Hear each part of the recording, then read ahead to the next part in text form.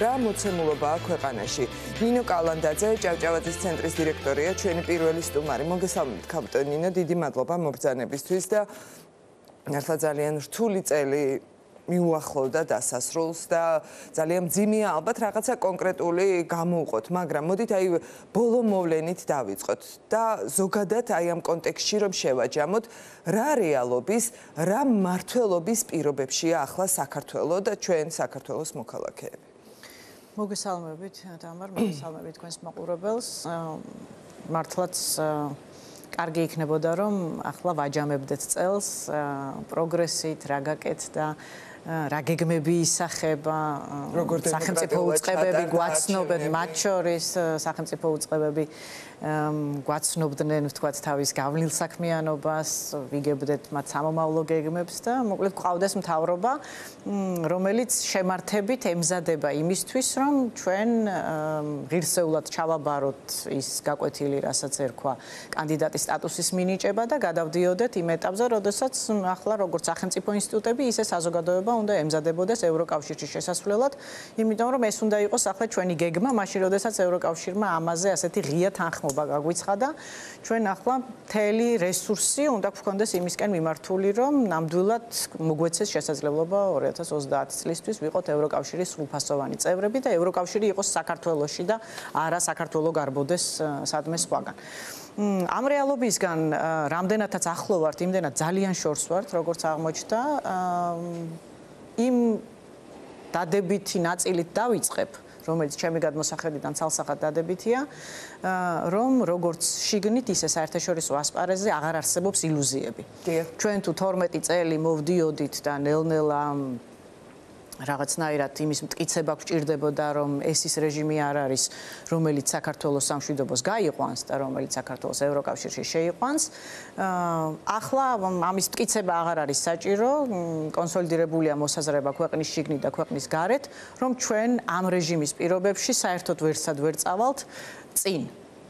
და წავალთ ძალიან სწრაფად უკან და ეს არის ამის გაცნობიერება ჩემი აზრით პირველ რიგში ეროვნულ დონეზე და მათ შორის საერთაშორისო დონეზე არის ძალიან მნიშვნელოვანი, იმიტომ რომ მე მიმაჩნია რომ ყველა გამოსავალი იწყება სწორი დიაგნოზით და ამ დიაგნოზთან რადგან მივედით, ახლა უკვე ჩვენს ხელშია რომ ამ მოცემულობიდან ამოვიდეთ და მე მიხარია რომ ჩვენი საერთაშორისო პარტნიორები სწორედ ამ მოცემულობიდან ამოდიან, აღარ რა ვიცი, უხეში გამოთქმა, მაგრამ აღარ იჩლექენ ენას, აღარ ცდილობენ გამოსავალის მოძებნას ხელისუფლებასთან რამე ფორმის დიალოგით, არამედ მათ ღიად თქვეს, რომ საქართველოს ახლა არ ყავს ხელისუფლება.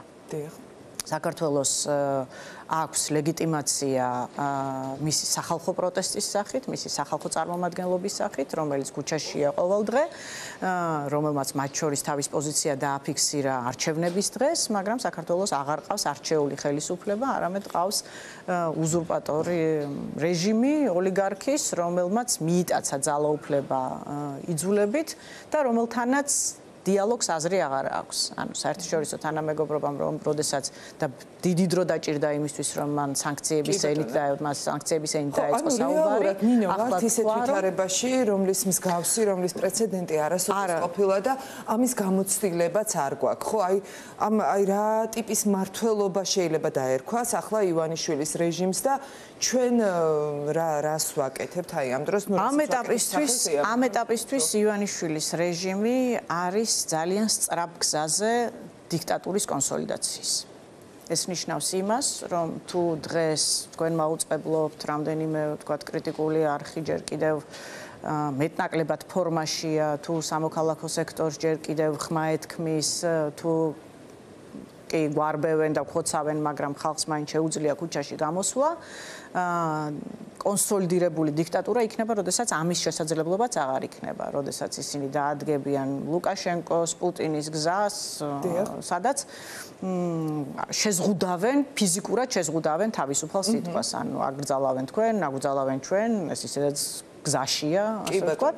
ამას გააკეთებენ არალეგიტიმური გზებით და შეეცდებიან იფუნქციონირონ როგორც სრულფასოვანმა დიქტატურამ, იმიტომ რომ ყველაფერი მიუთითებს იმაზე, რომ ივანიშვილი უკან დახევას არ აპირებს, ყველაფერი მიანიშნებს იმაზე, რომ ოლიგარქს ამ წუთას, არ ვიცი, სპეკულაციის საგანია, გაცნობიერებული არა აქვს შედეგები, თუ გაცნობიერებულად მიდის ამ ნაბიჯზე, მისი გადასაწყვეტი იყოს, მაგრამ ფაქტია, რომ ისინი დიქტატურის კონსოლიდაციისკენ მიდიან.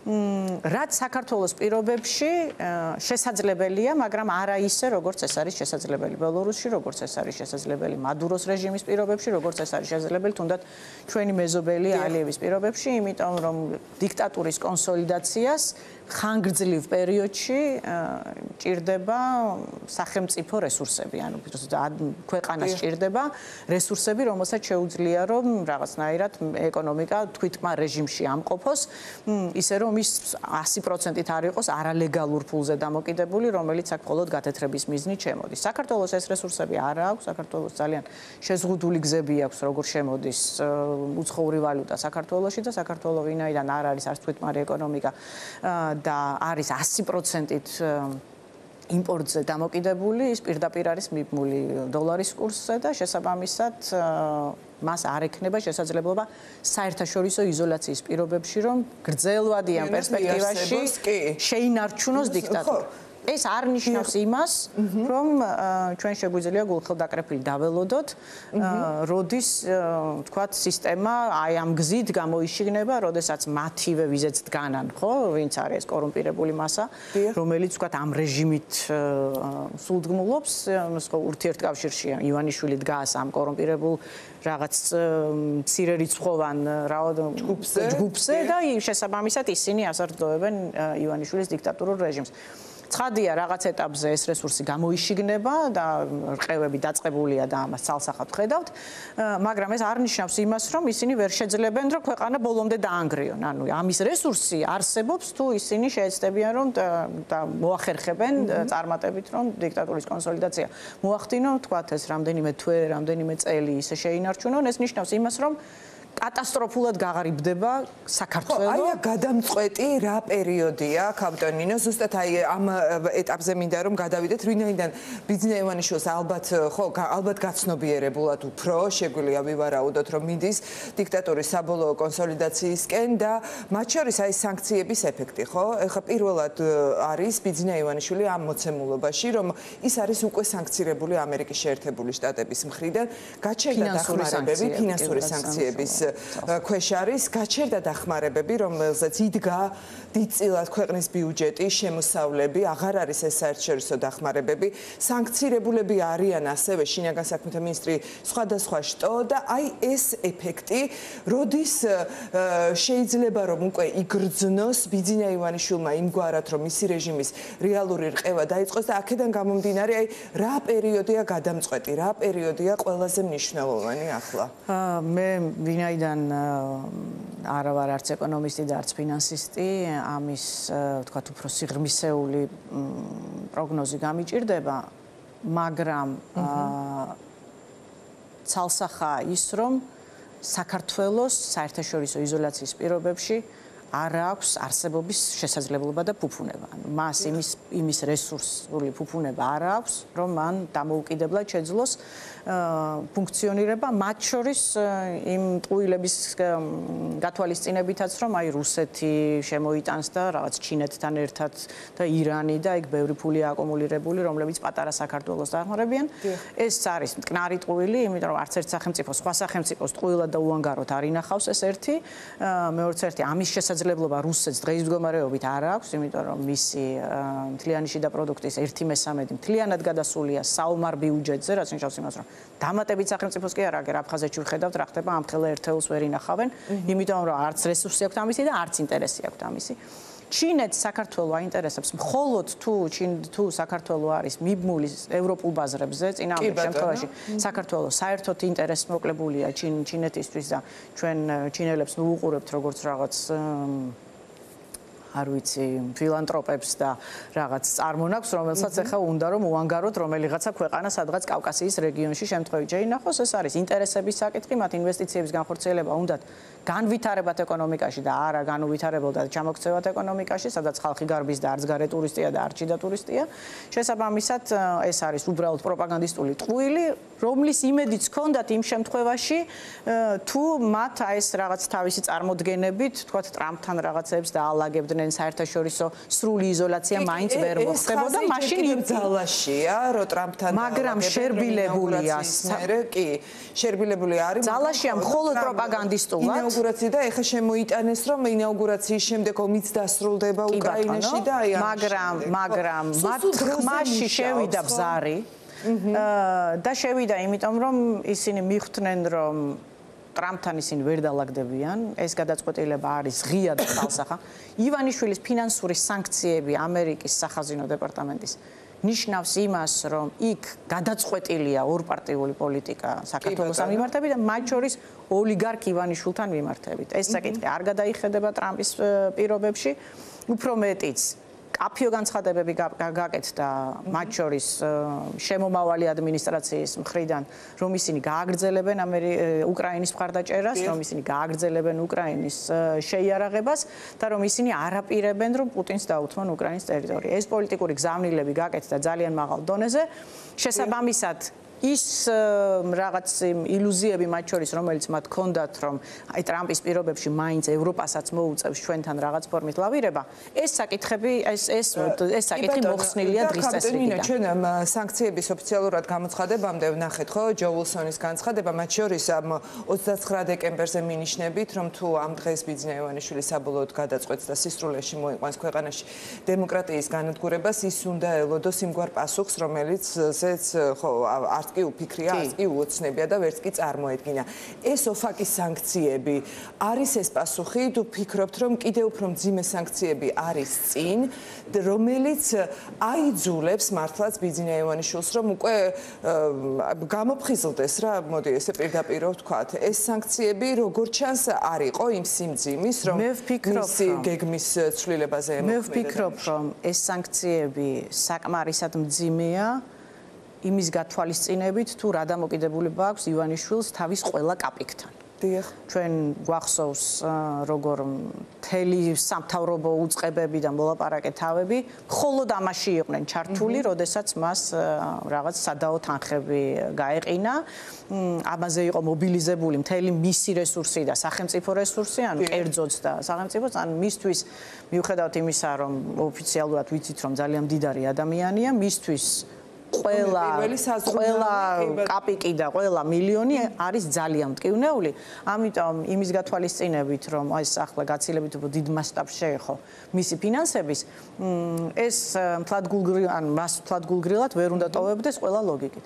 ამასთანავე ეს არ ნიშნავს იმას, რომ ამაზე უფრო ძლიერი სანქციები არ არსებობს. ანუ ამერიკის შეერთებული შტატების გადმოსახედიდან ეს იყო გამაფრთხილებელი ნაბიჯი, რომ ამაზე ძლიერი სანქციების კანდიდატი ხარ. ხო. იმ შემთხვევაში, თუ შენ დემოკრატიულ გეოპოლიტიკურ თამაშს არ ექვემდებარები და მთლიანად გადაწყვეტილად პუტინის მოკავშირე ხდები, რომელიც ჩვენი დეკლარირებული მტერია მათ შორის ტრამპის ადმინისტრაციის. ამიტომ ამით გზავნილი იყო, რომ ამაზე უფრო ძლიერი სანქციები არსებობს და არსებობს ამაზე უფრო ძლიერი სანქციები, რომელიც ივანიშვილს აუცილებლად ემუქრება. რამდენად მას ეს შესაძლებლობას უტოვებს, რომ სხვანაირად სხვა გადაწყვეტილებები მიიღოს, პუტინს განუდგეს, რაღაც მოლაპარაკებებში შევიდეს, ეს დროთა განმავლობაში გამოჩნდება, მაგრამ მას მიცეს ფიქრის საშუალება და მას მიცეს მოლაპარაკების გაგრძელების შესაძლებლობა, რომ მაგალითად თვითონ მაინც რაღაცნაირად უსაფრთხოთ და ჟარგონით შრალად გამოვიდეს, ოღონდ დაანებოს საქართველოს ძალაუფლების მისივე გადაარჩინოს მისივე კაპიტალი. მათ შორის ის კაპიტალი ძალაუფლება, ხო? მაგრამ დათმოს საქართველო. კი, დათმოს საქართველო და დათმოს ეს რაღაც თავისი დიქტატურული ხაზი, რომელიც მან ძალიან გადაწყვეტილად აირჩია და აშკარაა და ჩემი აზრით, ხა ესეც ესეც ცხადია სპეკულაციურია, მაგრამ რუხაძის ბოლო ინტერვიუდან იმ დასკვნების გაკეთება შეიძლება რომ აშკარაა რომ უკრაინის ომს არ ელოდნენ, აშკარაა რომ პუტინმა ისინი ძალიან გვიანებით გააფრთხილა რომ მოუწევდათ სხვა გადაწყვეტილებების მიღება, ისინი ამ რეჟიმზე გადაწყობილი არ იყვნენ, მათ მოუწიათ ფორსირებულად მოქმედება და ამ მოქმედებებში როგორც ჩანს თვითონვე შიგნიდანაც აიბლანდნენ. იმიტომ რომ აშკარაა რომ ის ქმედებები რომელიც განახორციელეს, ვერც გუნდთან შეათანხმეს, ვერც გაამართლეს და შესაბამისად მოქმედებენ არა გეგმიერად, როგორც ეს ივანიშვილს უყვარს, არამედ მოქმედებენ რაღაც ათოკ რეჟიმში, სადაც მათ გზადაგზა უწევთ გადაწყვეტილებების შეცვლა. ამიტომ არის მოულოდნელობის ეფექტი იყო მათთვის ის რაც შიგნით მოხდა იყო ჩვენთვის ვაღიარებთ ხო ის რა შედეგიც რა რეაქციაც გამოიწვია მათმა უკანასკნელმა გადაწყვეტილებამ მაგრამ მოულოდნელობა იყო საერთაშორისო თანამეგობრობის ასეთი კონსოლიდაციური გადაწყვეტილების იმიტომ რომ მათის ბოლოდინები რომელსაც აჟღერებდნენ რომ იანვრამდე უნდა გავძლოთ და მე ყველაფერი კარგად იქნება ობიექტურად ჯეროდათ მათ შორის ჯეროდათ ისიც რომ რა ვიცი ითქვას ყველაფერი უნდა ღიად რომ რუსეთი მათ ეუთოში რაღაცებს დაულაგებდა და სხვანაირი დასკვნა იქნებოდა ვიდრე საბოლოო ჯამში ამ დასკვნა გამოვიდა. რამაც ფორმალური საფუძველი მოშალა იმისი, რომ რომელიმე საერთაშორისო ცივილიზებულმა დედაქალაქმა ამ რეჟიმის აღიარება შეძლოს. ან ეს წითელი ხაზი გავლებულია, ეს ბარიერი გადალახულია. ახლა რას უნდა ველოდოთ 2025-ში? მე მგონია რომ 2025 წლის დასაწყისში ჩვენ თამამად ვამბობ რომ უნდა ველოდოთ ყველაფერს ცუდს. იმიტომ რომ თუ ამ ზეწოლის ბერკეტებმა ივანიშვილზე მყისიერად ვერ გამოიღო შედეგი, მაშინ საქართველოში ძალიან მძიმე თვეები დაისადგურებს. ეს უნდა გავაცნობიეროთ, აქ დაიწყება მძიმე რეპრესიები, აქ დაიწყება თავისუფალი ხმის ჩახშობა, ყველანაირი მცდელობა და გამოუვათ, იმიტომ რომ ამ ეტაპზე ძალა მათ მხარეს არის. აქ დიდი ალბათობით ეცდებიან რომ დახურონ ყველა თავისუფალი არხი და ტელევიზია და პოზიციის გაჟღერების ყველა პლატფორმა.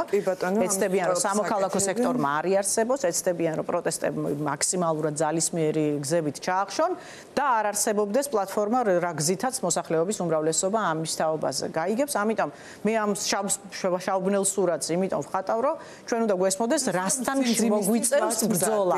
ეს არ ნიშნავს იმას რომ ეხლა დაასანქცირეს ივანიშვილი იტყვის რომ მე არ მინდა რომ ვიყო მადურო და წავა სადღაც ბრაზილიაში. ეს დიდი ალბათობით ასე არ მოხდება, გაგვიხარდება თუ მოხდა, მაგრამ დიდი ალბათობით ასე არ მოხდება, ამიტომ ჩვენ ჯერ კიდევ ძალიან ცივი და მძიმე თვეებისთვის უნდა ვემზადოთ, იმიტომ რომ აქ ეკონომიკა სწრაფი ნაბიჯებით წავა უკან, ჩვენ ახლა უახლო ზამთრის პერიოდი ისეთ სეზონურია ჩვენი ტურიზმი და ამ ვითარებაში აქ ჩვენ ტურიზმს ვერ ვნახავთ, შესაბამისად, ყველა იქნება შიგნითაც ყველა იქნება რაღაცნაირად დაზოგვის რეჟიმში გადასული, სანამ დასტაბილურდება ვითარება და თუ არ დასტაბილურდება, ასე გაგრძელდება. შესაბამისად, ჩვენ უნდა ვიყოთ ძალიან ხანგრძლივი პროტესტებისთვის მზად, მიუხედავად იმისა, რომ ისინი ეცდებიან, რომ ყველა დაგვხოცონ. ამას ალბათ ეცდებიან გაგვაჩვენონ, დაგვიჭირონ, გაგლახონ და დაგვხოცონ. და ამისთვის ხალხი რომ მზად არის, ეს უკვე აჩვენა განვილმა. მიუხედავად ამისა, მე მგონი რადგან წელს ვაჯამებთ, უნდა ითქვას, რომ რამდენადაც ბევრი უარყოფითი მივიღეთ ამ წელს, ასეთი რამის მომსწრეებიც არასდროს ყოფილვართ, რომ ასეთი რაღაც ბრწყინვალე თაობა დაიბადა, რომელიც მზად არის, რომ თავისუფლებისთვის ისე იბრძოლოს, როგორც ამას აკეთებდნენ ჩვენი წინაპრები და ეს ბრძოლა. და მეც მგონია, რომ ვაჩვენებთ აუცილებლად საქართველოს აუცილებლად აჩვენებს პროტესტის სრულიად ახალ ფორმასაც, ახალ ისტორიასაც და ამას ექნება ძალიან კარგი ფინალი. ამ იმედი დავიმშვიდობთ ერთმანეთს ხო უკვე კარგი ამბებიც გვექნება მოსაყოლი. მადლობა ნინო კალანდაძე, ჭაჭავაძის ცენტრის დირექტორი იყო, ჩვენი პირველი სტუმარი.